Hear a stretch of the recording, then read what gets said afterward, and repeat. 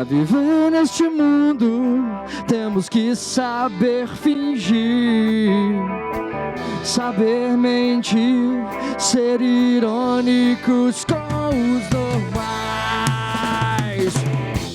Medo da verdade, aceita tudo que te mandam, pois eles fazem grana com vocês. Vendedores de sonhos, vendem pra mim sua sabedoria, sua sabedoria. Vendedores de sonhos, me fale o jeito de ser feliz, o jeito de ser feliz. Então, essa parte é mais ou menos assim, rapaziada. Vocês que conhecem bem os princípios sábios de Deus, fica com sua fé se alimentando dias e noites, enquanto eles se divertem em Brasília. Em Brasília, vendedores de sonhos, vendem pra mim.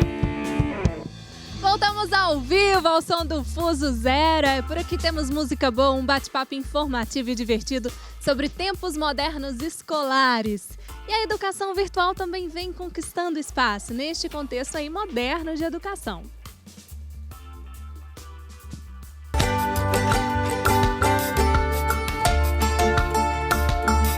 Já dei aulas de disciplinas via Facebook. Apesar da dificuldade que isso é para o professor e até para o próprio aluno, mas o aluno fica muito mais interessado. O que dificulta é a dinâmica da interação, que o Facebook não foi criado com a intenção de virar uma plataforma para a sala de aula, né? Eu uso só porque o aluno fica mais motivado. Uma outra ferramenta que eu tenho usado também com frequência é as páginas de Wiki, que é uma plataforma também gratuita. É uma ferramenta mais amigável do que o Moodle também.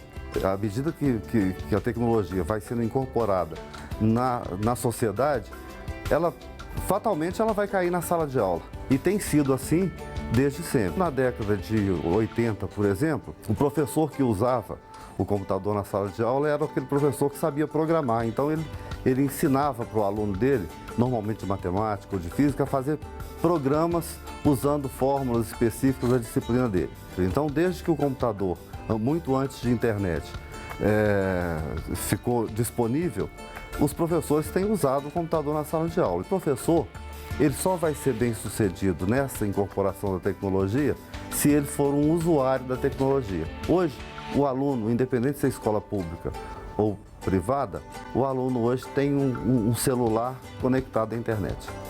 Então, o laboratório está dentro da sala de aula com tecnologia móvel. Eu acho que a tendência é aumentar esse uso e cada vez mais o aluno ficar mais no ambiente digital do que no ambiente presencial.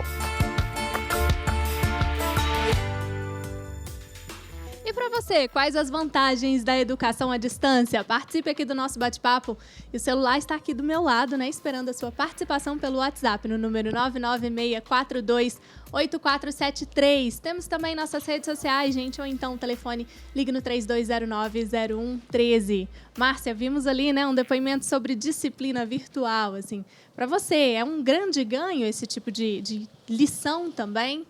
Sim, a educação à distância, as tecnologias, o uso delas na educação é um caminho sem volta, que, como ele falou, quando a sociedade utiliza, fatalmente, ele usou esse termo, cai na escola. A televisão, né, antes era uma novidade dentro das casas, hoje é usada amplamente para assistir filmes, para ter discussões em sala de aula, nas escolas. Então, o uso da internet, a gente tem que desmistificar isso. E de outras tecnologias. Por exemplo, os softwares educacionais. Hoje a gente vê que já tem empresas que trabalham com isso, utilizando inclusive os especialistas em neurociências para poder ampliar, né, o conhecimento de quem as utiliza. Aí a gente pensa nos videogames, né? Hoje o Minecraft, que é um joguinho muito utilizado, as crianças amam. Já tem o Minecraft Edu, que é utilizado pelas escolas. Aqui no Brasil ainda é muito tímida a utilização, mas em outros países, inclusive, as escolas compram com um preço reduzido. E esses jogos são utilizados para a construção, por exemplo, de lugares históricos para estudar história, filosofia. Na matemática também, que é um joguinho, parece uns bloquinhos de Lego. Então, assim, quem não conhece, vale a pena até para conhecer. Mas é um joguinho que também, nos consultórios, a gente percebe que tem um agente que vicia, né? Porque ele realmente aciona áreas cerebrais que liberam substâncias que são viciantes. Então, assim, a gente tem que... Sempre eu falo isso. Temos que ter o professor e os pais como mediadores, tanto da educação quanto da escolarização. Então, esses papéis não podem ser esquecidos, seja o que for utilizado.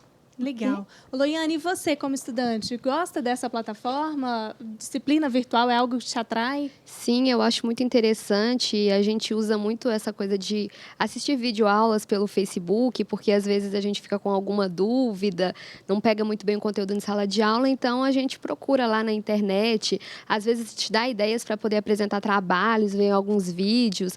E eu acho que a educação à distância é um campo que vai estar ganhando o seu espaço e eu acho que ela deve ser mais valorizada, porque acessibiliza a educação para todos, porque às vezes tem pessoas que moram em áreas mais afastadas, então transporte para elas fica num custo muito alto para poder estar indo, voltando, viajando. Então a educação à distância, eu acho que ela deve ganhar mais espaço e ser mais valorizada porque ela acessibiliza mesmo a questão da educação para todos e democratiza essa questão educacional. Legal. Simão, nesse momento, né, dessa inserção também do professor nesse aspecto virtual, há uma mudança aí, né, do que tínhamos lá no século XIX. Pelo menos isso, assim, foi um passo. Não, inclusive, quando a gente discute a questão da EAD, eu trabalho em disciplina em EAD, né, na graduação aqui na universidade, eu acho que a gente está lidando também com outros mitos. Por exemplo, o mito de que o professor não gosta de tecnologia, esse mito acabou. O professor não sabe como usar a tecnologia com sentido pedagógico. Isso é outra história. E não sabe por quê? Não sabe porque a escola que forma professores não sabe fazer isso. Então, ele vai aprender como? Talvez assim, tentativa e erro. Eu uso uma ferramenta aqui e uso outra ali. Agora, eu acho que está se construindo um outro mito em torno da educação à distância, que ela é para todos, e não é. Educação à distância não é para todos. Educação online não é para todos. Nem para todos os professores, nem para todos os alunos. Há uma resistência enorme de um lado e de outro. Os alunos, eu vejo isso nitidamente, são alunos de graduação, alunos terminando, né, suas licenciaturas na universidade, e você vai vendo a resistência deles a isso. Por quê? Eles têm a cultura daquilo que é chamado de presencial, uma expressão que eu não gosto, porque na educação à distância não existe ausência. O que existe é uma telepresença, porque não se faz educação na ausência de ninguém. Né? Quer dizer, as pessoas têm que estar no espaço, que seja o da virtualidade, não é mesmo? Então, eu acho que se constrói um outro mito aí agora que a gente tem que tomar cuidado. Há uma expansão da rede? Há. Mas há questões que têm que nos provocar atenção, por exemplo, a questão da qualidade. Né? Porque na internet a gente tem muitos vídeos tudo, até, mas tem de tudo. Tem um material bom, mas tem muita coisa ruim, né? O que a nossa futura pedagoga coloca é interessante, porque a educação à distância nasceu para isso, para aquele que não podia se deslocar para uma escola. Aliás, nasceu em Boston, em 1700 e alguma coisa. Eu não tinha nascido ainda não, hein? Para poder, né, o pessoal aprender taquigrafia sem ir a Boston. Por exemplo, quando a gente vai ao Canadá, o Canadá tem uma experiência muito grande de educação à distância, porque o Canadá é um território enorme e uma população muito escassa. Né?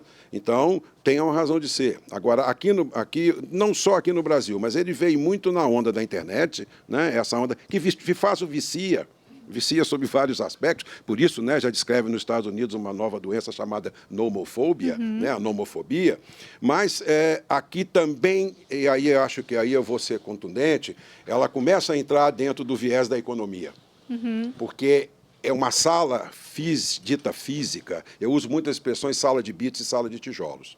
Na sala de tijolos eu tenho limite, eu posso botar 30, 40, 50, 100 alunos. Na sala virtual eu posso botar milhares.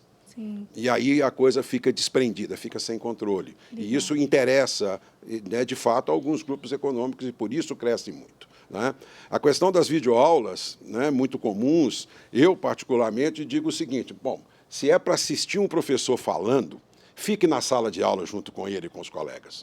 Possivelmente será uma muito mais rica a experiência. Por quê? Porque eu posso ligar para o professor e perguntar algo. Eu posso virar para o colega e conversar algo. Bruno, você também E ali concorda? eu não posso fazer nada disso.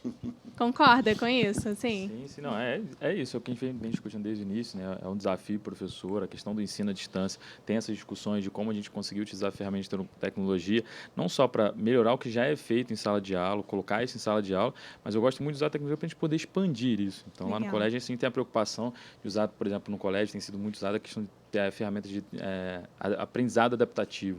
Então, é o que a gente discute. Em sala de aula, eu dou aula para todos os alunos, eles aprendem de formas diferentes.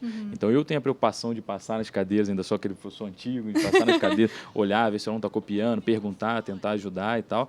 Mas fora da sala de aula, a gente oferece para os alunos uma ferramenta que permite a ele sentar, fazer avaliações diagnósticas, perceber se ele precisa estudar mais matemática do que português, e a própria ferramenta sugerir que ele estude matemática ao invés de português. Então, a gente utiliza a tecnologia como aula de programação e outras atividades fora do horário de aula para você poder expandir a atividade que já é feita em sala de aula. Então, isso é bastante importante. O Simão falou de uma coisa.